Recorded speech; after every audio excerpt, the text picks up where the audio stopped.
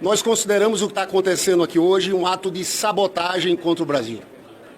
Na verdade, por parte do relator Zaratini, houve toda a paciência para construir um acordo de mérito.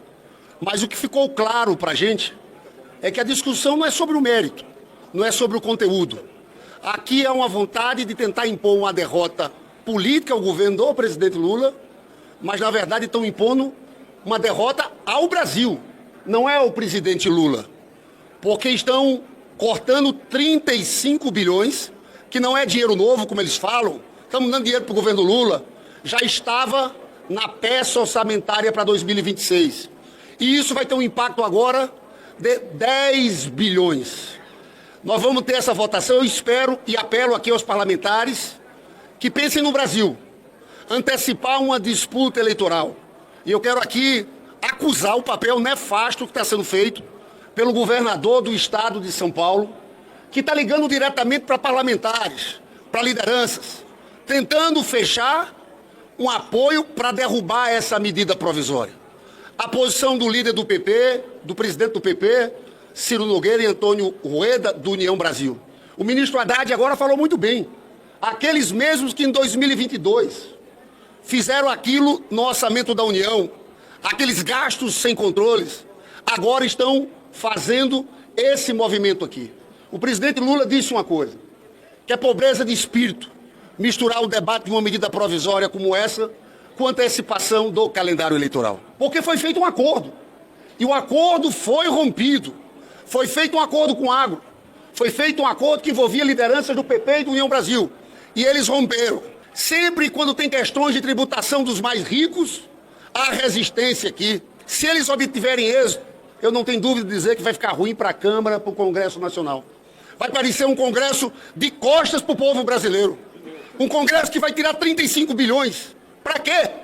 Dos mais ricos. Para que haja cortes em educação, saúde, programas sociais. Nós vamos mostrar quem está do lado de quem. Vamos mostrar que eles priorizam o corte em educação e saúde, que prejudica os mais pobres, mas defendem bancos, fintechs, bets. É essa turma. O que está em jogo aqui é a antecipação da disputa eleitoral. E em nome disso, PP, União Brasil, PL, a extrema-direita e parte do Centrão resolveram atacar o governo do presidente Lula. Mas, ao pensarem que atacam o governo do presidente Lula, atacam o conjunto do povo brasileiro. A gente viu a população nas ruas exigindo um Congresso que se voltasse para o povo. E, nas últimas semanas, nós vimos pautas avançarem aqui, que eram pautas que deram as costas para o povo brasileiro. A PEC da blindagem, enterrada pela mobilização popular no Senado, a tentativa de avançar com a anistia. O que o governador Tarcísio, que deveria estar cuidando de São Paulo, quer? Defender as bets, defender as fintechs, defender o setor financeiro e tirar 30 bilhões de políticas sociais, tirar 30 bilhões para políticas públicas que iam chegar na ponta do povo brasileiro, cortar de saúde, de educação. Vários presidentes de partido entraram em campo. O governador de São Paulo, Tarcísio, entrou em campo e queria, mais uma vez, colocar o Congresso Nacional numa situação de constrangimento de estar de costas para o povo. E nessa escuta do povo, ouvindo a bancada do PSB, nós nos posicionamos por apresentar um destaque para que voltasse ao texto a tributação das bets. Porque dentro desse contexto, e eu participei da reunião do IOF, onde foi tratado esse assunto, o acordo era o seguinte, lá da reunião do IOF, era uma nova medida do IOF e um MP que ia tratar de banco, de bilionário e de bet. O primeiro descumprimento de acordo que foi feito foi a votação do IOF, que nós votamos aqui contra a derrubada do decreto do IOF. E mais uma vez iam fazer isso. Fingir, de certa forma, que havia uma negociação quando não existia. O desejo era esvaziar completamente. E por isso, o PSB marca posição, fazendo um destaque para que volte ao texto a tributação das bets, que seja mantido a questão dos bancos bilionários e bets, e faz isso junto com o governo, que está pronto para enfrentar essa matéria. É que eles estão vendo a economia do Brasil crescer, a renda das pessoas melhorando, a taxa de desemprego é a mais baixa de toda a história. E o governo trabalhando para resolver gargalos do serviço público, como o programa Mais Especialistas, que visa desobstruir a longa fila por cirurgias e por alguns exames que são importantes para a população. Ao invés de eles ficarem contentes com a melhoria nas condições de vida das pessoas, eles tentam atrapalhar, tentam desestabilizar as contas do governo para impedir a execução dessas políticas públicas. São dados de ontem. O Brasil exportou mais carne para os Estados Unidos do que antes do tarifaço. Então vejam, eles fizeram uma confusão danada para impor prejuízos econômicos e comerciais ao Brasil com o tarifaço de Trump.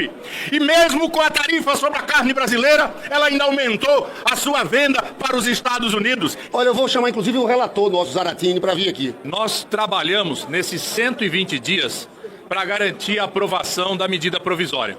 Evidentemente, o governo sabe disso, o ministro Fernando Haddad acompanhou passo a passo todas as negociações, nós avançamos em alguns pontos, atendemos muitas reivindicações, né? Fizemos um texto que teria todas as condições de ser aprovado nessa casa e de ser sancionado integralmente pelo presidente da República.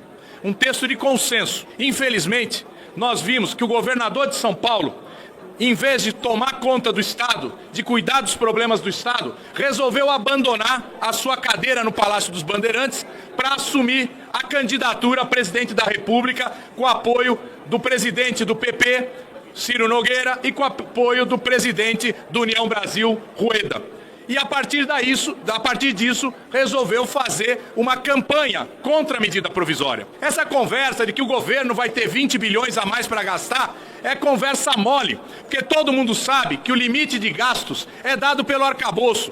O que o governo quer com esses recursos é poder atender o que está na LDO, que é cumprir o superávit primário no ano que vem e com isso favorecer a queda de juros no Brasil, que nós queremos que baixe porque são excessivos. Nós tínhamos atendido no primeiro voto a duas reivindicações, além do LCA, do CRA, CRA, tal, nós tínhamos atendido a duas reivindicações da FPA que diziam respeito a questões de bioinsumos, de créditos de biodiesel. Tínhamos atendido isso. Quando eles nos informaram que não iriam votar, mesmo com todas essas concessões, nós mantivemos a LCA, que já havia sido acordada e que dizia respeito ao conjunto, mas acabamos retirando as outras duas concessões que nós tínhamos feito a eles. Eles sabem disso, eles se estão falando que não tem acordo, olha, sinceramente, eles precisam dizer isso na minha cara, entende? Para ter a certeza de eu saber quem são essas pessoas que dizem isso para vocês. Já que nós estamos nessa situação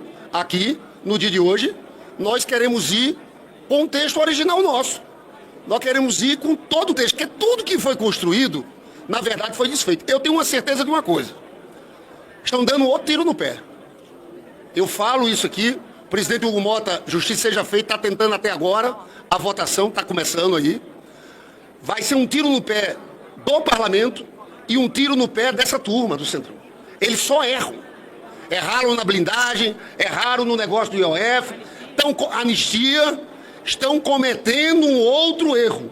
Acho que o presidente Lula sai mais forte e o governo vai estudar medidas alternativas para resolver esse problema da arrecadação.